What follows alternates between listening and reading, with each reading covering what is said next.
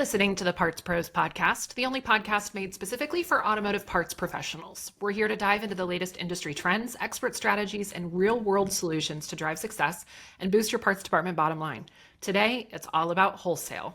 Hi, I'm Amanda. I'm your host, and I am an automotive marketing expert with more than a decade of experience helping dealerships drive growth in the ever-evolving digital landscape. I have Emily here from our official podcast sponsor, RevolutionParts.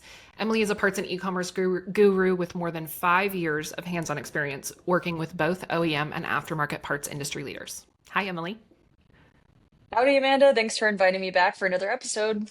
And Emily looks a little different today. She's on her phone because she's having some internet issues. So if you notice that Emily looks or sounds a little different than usual, that's why. But we're glad that you joined us despite the internet service deciding that they were going to do some maintenance at this exact moment. Welcome, hell or high water. Here I am. Come hell or high water, we will film the Parts Pros podcast. That's right. And our other guest today, Joe McBeth from Dallas Dodge. He is the parts director there and is in charge of the wholesale operations and wholesale store for Dallas Dodge. Joe has more than 36 years of experience in the automotive industry. So, been around the block a time or two. And he's been at Dallas Dodge there with their e-commerce and wholesale department for almost 20 years. So you got a little bit of knowledge in this industry and can probably share a couple of things with our audience today, Jeff. Thank you for being here. Why don't you share with us, maybe a little bit more about yourself and what made you spend 36 years doing this? Well, first off, thanks for the invite. Appreciate it. It's good to be here today. The reason I stuck around is I really enjoy it. Selling parts and interacting with people and doing all those things. It's just been something that's been good to me my whole career. I wouldn't know what else to do at this point. So it's been a good long run for me. Well, and you picked a good industry because the Mopar scene in Texas is pretty strong. It is. Yep. As a Mopar fan that lives in Texas, Yep. I can say Yep. that. Yep. The enthusiasts are definitely out there with the Mopar clubs around Dallas. Absolutely. Yep. Yeah, the largest Jeep club in America is in North Yep. Texas. One of the largest, they call it, what is it, LX Club? Yeah. Which is the, DFWLX. Yep. yeah, That's Chargers, definitely one of the Challengers, biggest. Yep. and those, what are they called? Dodge Magnums. Yeah. The Magnum. Yep. Those station wagons. Yeah, those things always blow my mind when I see them. But yeah, Yep. we got some of the biggest Mopar clubs in America right here in North Texas. So this is a Sure good do. place to be. Yep. And I'm assuming, being at Dallas Dodge for almost 20 years, you probably drive one, don't you? Oh, I do. I drive a Ram truck actually. Ram truck. Okay. I've driven Cummins diesels 2500s for probably as long as my career. So That is they've too been funny good because for us.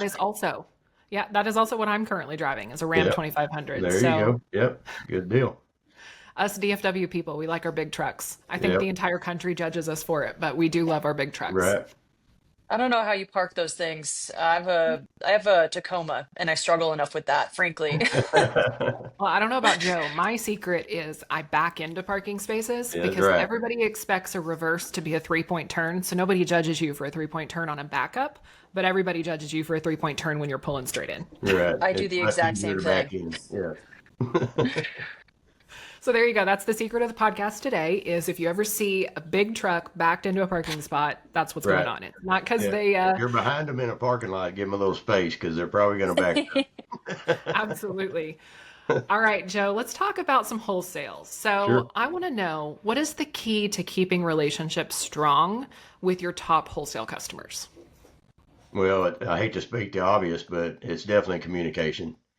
With our business, we've got outside sales reps that are out visiting shops every single day of the week, staying in touch with them, constant contact if there's issues, concerns, opportunities for growth, number one. But yeah, I mean, it's that simple, really, just making sure you're staying in touch with them because you're not their only option. It doesn't matter how big your operation is or how small it is.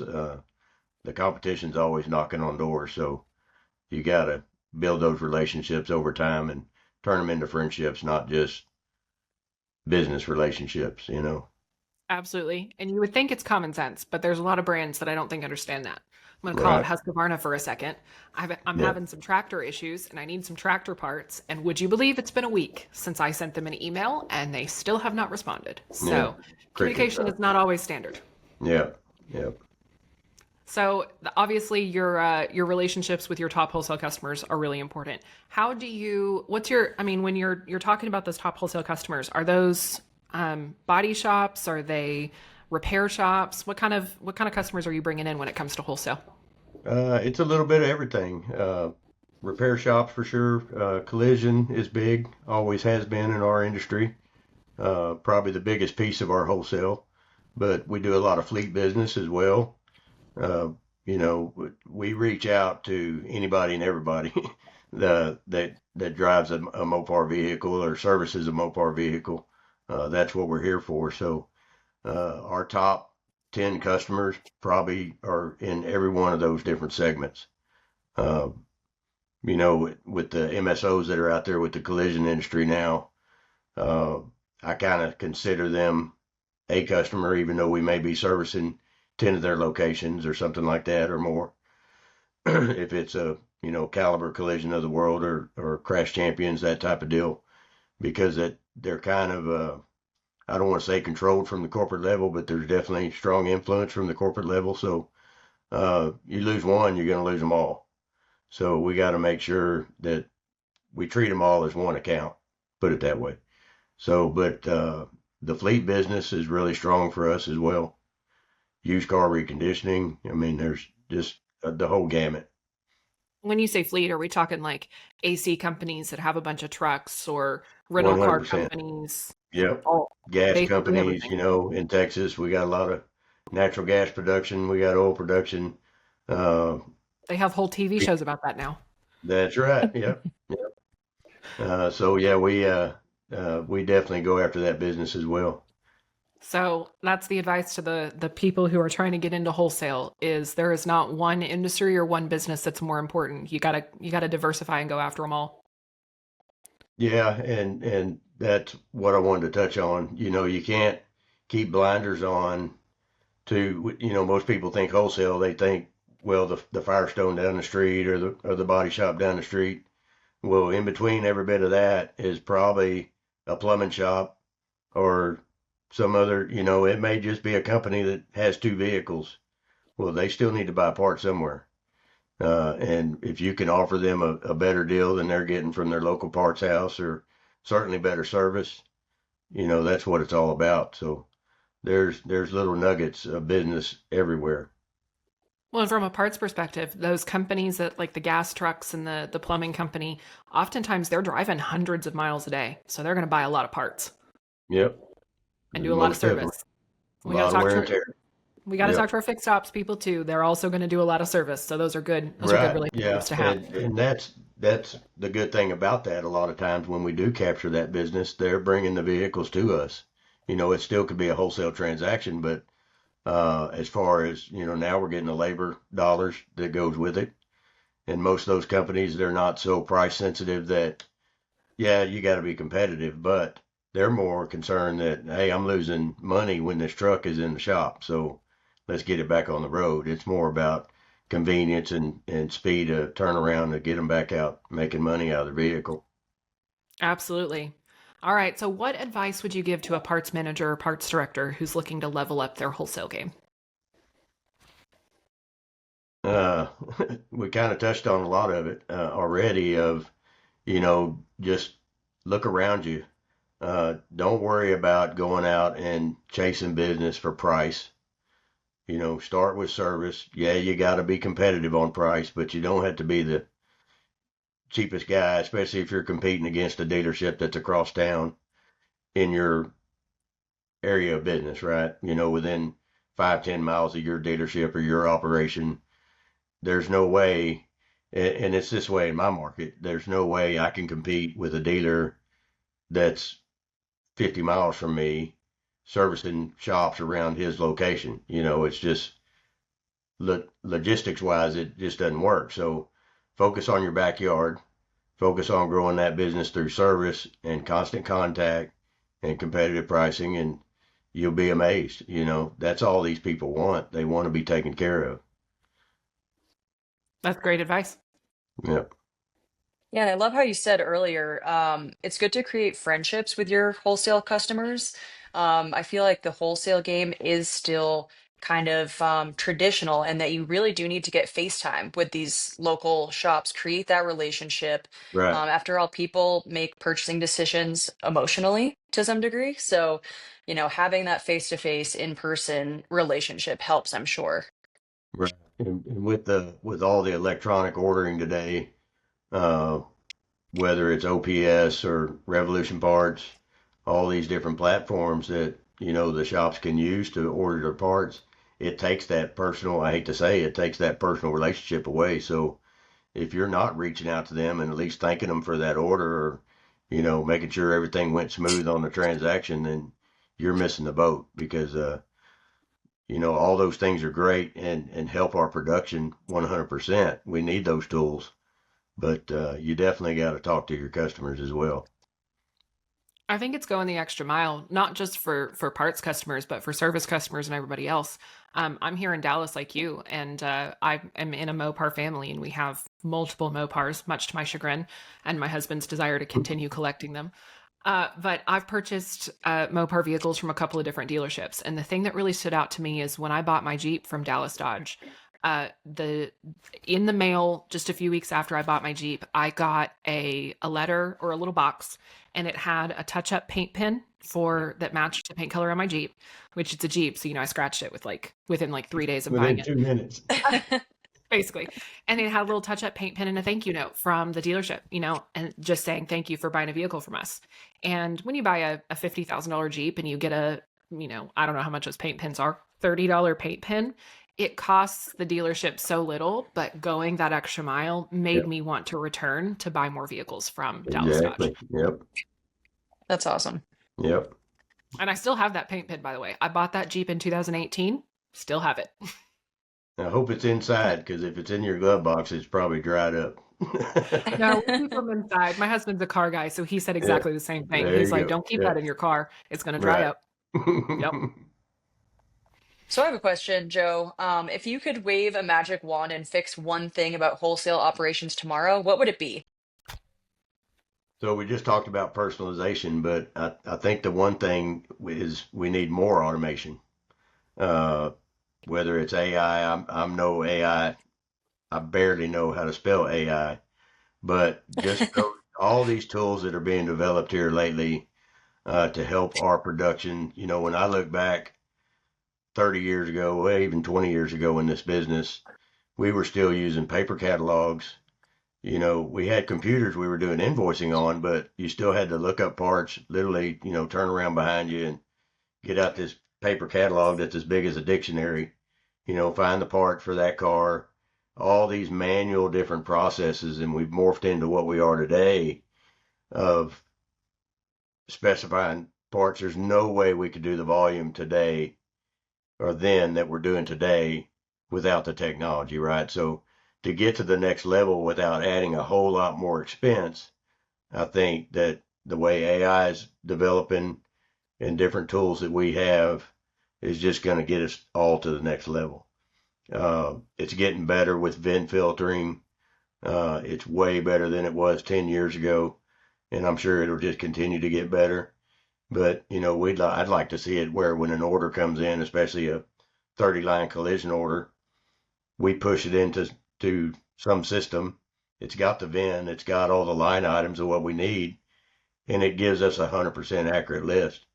We get that today, but it's about 80% accurate at best. So we still have to scrub all 30 of those lines, not just the 20 because we want to make sure we're sending the right parts to the customer.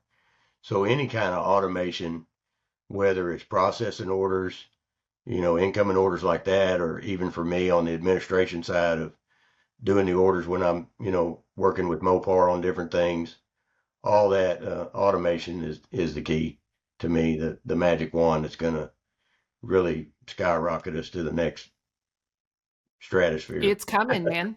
It's I don't doubt that within the next couple of years we're going to see things automated we never Yep. never thought possible. Yep. I agree. I mean, we literally have self-driving cars now in some Yeah. cities, and Yep. Emily and I were just in Phoenix visiting the Revolution Parts headquarters, and they have Waymo there, which is Did completely you ride in self-driving one? cars. I did not. they're I coming to keep meaning Dallas. to. They're coming to Dallas as well. I Are would be they? pretty nervous to get in a car without a driver. Yeah, it makes me pretty nervous too, but they have them all over the place. We saw them everywhere we went. Yeah, We went for the Uber, but yeah, Waymos are all over the place. yeah, If we can have self-driving cars, I'm pretty sure we can have more automations in the car dealership. right. So I say give it 12 months and And maybe you we're going know, to be and working ourselves out of jobs. right. And to touch on that too, when I say automation, I'm not talking about getting rid of people.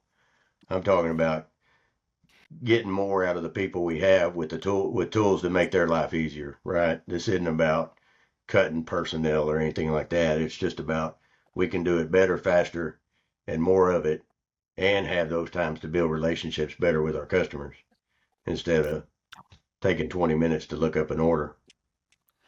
Well Absolutely. put. I think as long as millennials are spending money, there's going to be human beings on the other end of the phone. Because I don't know Right. about you guys, but when I call a business or I try to talk to a business and all I get is an automated system, I'm mad. Yep. Yep. All right, I want to do a quick fire round. I've got a couple of questions for you, kind of related to wholesale, more just related to Okay. your experience. The biggest operational issue that you've solved in the last year. I'm sorry, you kind of cut out, but I think you said about operational issues. Yeah, what's the biggest operational issue you've solved in the last year? Uh, can I go back further than last year? Yeah. So for us, the biggest thing that's helped us is getting our offsite warehouse. We uh, outgrew the dealership, and fortunately for us, Group One backed us and let us get an offsite facility where we had room to expand a little more and really organize our wholesale and e-commerce operation a whole lot better with actual shipping areas and staging areas and receiving areas and all that. And when I say an operational issue, that was a huge undertaking for us. And Yeah. now here we are, a couple of years later, and it's runs fantastic. It's helped us with our customer satisfaction and fulfillment and everything else. So that was real big for us. That's awesome. All right, what's the biggest leadership lesson that you've learned on the job? The dealership lesson, Leadership lesson, uh, sorry. leadership lesson. I'm sorry, leadership lesson. I've told my people, our employees, my team, forever that I'm their support staff, right? That's what I see a leader to be. I want them to lean on me for anything and everything. If your employees feel like they can't come to you with something, no matter what it is, then you're not really a leader, I don't think. We've got to be there for them, as simple as supporting them on an order or an upset customer or whatever it may be. But to me, that's what leadership is about, being a supportive person, that's there for I love that. It's a good answer. All right, now on a lighter note, what's your ultimate dream car? them. Well, because I'm old, it's got to be old, right? So I would say probably a 67 Camaro. Probably never heard that before, right? But they're beautiful cars. That's the year I was born, so you can do the math, figure out how old I am now. But I've always wanted a 67 Camaro. Good answer. Okay, last Yeah. question. If you could travel back in time to your very first day in this industry, what would you tell yourself? Uh, that's a tough one. I would tell You can't say quit. myself, yeah, I got in this industry basically as a late teenager. Uh, and, back then, we all know how teenagers can be, right? They already thought they knew everything. And I would say, from day one, I should have been more open to listening to ideas and growth and grabbing more, uh, just to learn the industry better back then. I Yeah. think I got it down now, but it took me 36 years. Well, I would say you've definitely made up for it because now you're growing and you're learning and you're constantly adapting now in the world of Yeah. wholesale as it's constantly changing. So whatever Yeah. mistakes you made 36 years ago, I think you've made up for it. Yeah. All right, guys, that is it for this episode of the Parts Pros podcast. Thank you for tuning in to talk with us about wholesale with our friend Joe McBeth over at Dallas Dodge. For more information on the Parts Pros podcast and our official podcast sponsor, Revolution Parts, visit partsprospodcast.com. Be sure to subscribe on Spotify, Apple, Amazon, YouTube, or on our website, partsprospodcast.com, so you don't miss our next episode, and we'll see you next time. Thanks, guys.